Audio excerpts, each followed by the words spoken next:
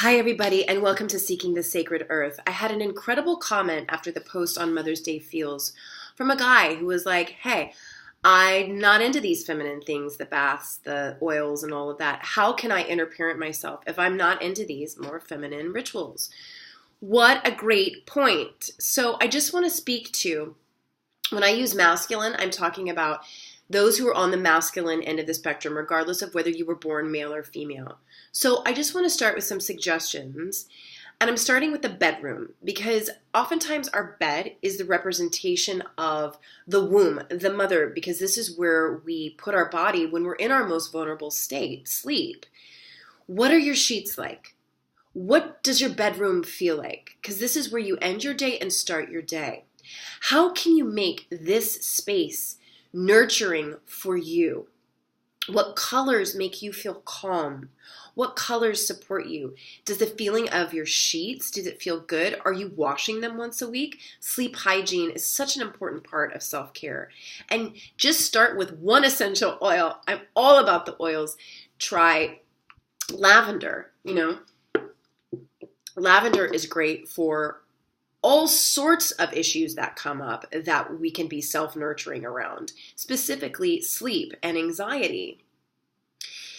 When you're going to bed and when you're waking up in the morning, the first thoughts of the day, the last thoughts of the day is a prime time period for us to practice self-nurturing and inner parenting, regardless of where we are on the spectrum.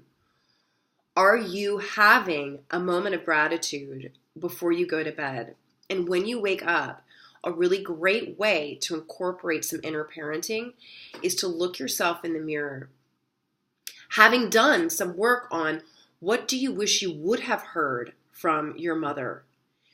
What affirmations can you then give to yourself based on what you know about what you didn't get?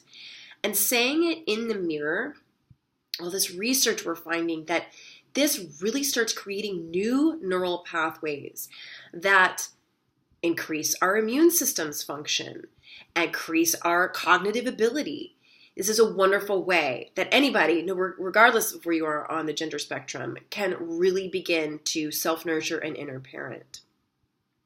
Next, eating in general, food. What we eat, how we eat it. And there's so many different ways we can eat and, paleo or now keto and vegan or vegetarian, whatever it is that you're choosing to put into your body, are you taking a moment before you ingest it to thank it, to raise the vibration of it just by acknowledging this is what I'm taking into my body, that I will be stronger, that I will function optimally, and giving it gratitude. And then actually taking the time to make eating a ritual in itself that makes you feel warm, safe, connected. I had a lot of different, anorexia out in and out of my life because eating was so clearly a way to nurture and self-care. And I was not into that. I was not happy with myself. I was not happy with life.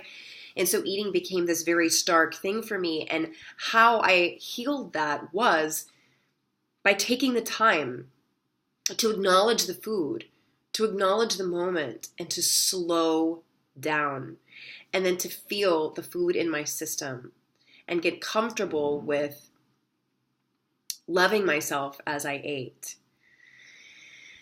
So these are just a few things. I'm going to take it to the next level, which I think you could do this on any budget, but this comes to, do you have a self-care routine where you're taking care of your skin?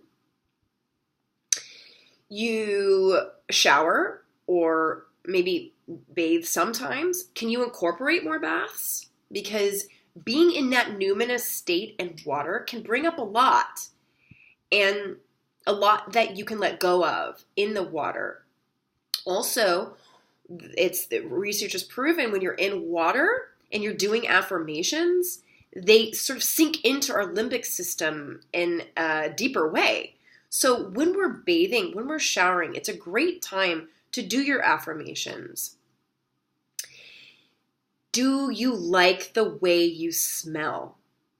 And if not, finding creams or deodorants or sprays, shampoo, conditioner that do invite a sense of sensuality to your smell. When you shave, are you using good razors? Are you using, if you don't shave, are you taking care of your facial hair? Not for anybody else, but for you. What about your nails and your toenails? All of these things that a mother would do for her child, are you doing for yourself? The good mother, right? The ideal mother. All those things that you think she would do, are you doing them for you?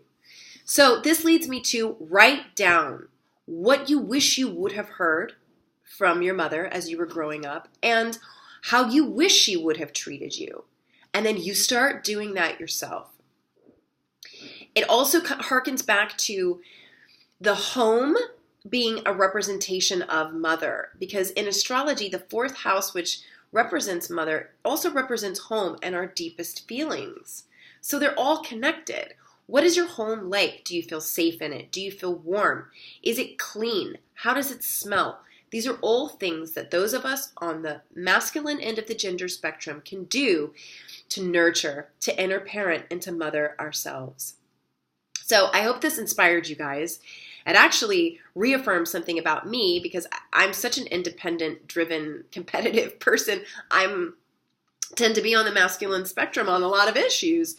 And it reminds me that we can all tap into self-care and the more yin states. So, excuse me for my cold. If this resonated with you, please send it on to others you think would also benefit, because that's really what this is about. Because we're worth it. We can give ourselves what we didn't get. The past is not a definition.